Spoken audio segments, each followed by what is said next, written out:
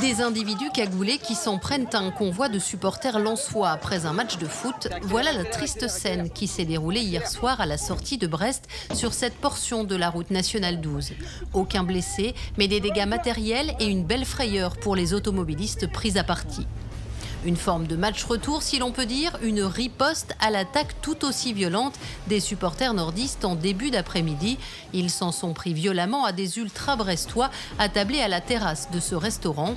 Ce matin, le calme est revenu dans l'établissement, mais l'équipe n'est pas prête d'oublier ce moment. Là, j'ai entendu un bruit, boum, sur la vitre. Et du coup, je regarde, qu'est-ce qui passait, quoi.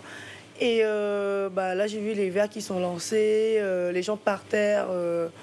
Il y a quelqu'un avec des armes et tout qui sont en train de taper dessus, et des bâtons de bois, etc. quoi. Je trouve ça un peu choquant quand même. C'est surtout pour nos clients, quoi. Ils viennent manger tranquillement un dimanche de Pâques et ils se retrouvent à être enfermés dans le restaurant pour leur sécurité parce que y a des casseurs qui viennent qui ne pas respecter le matériel, quoi, simplement.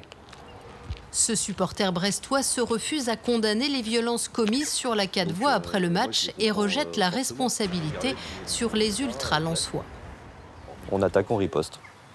Qu'est-ce que vous voulez que je vous dise? Moi, je condamne surtout le fait qu'on laisse des individus dans les rues de Brest s'en prendre à des Brestois. Voilà, on est à Brest.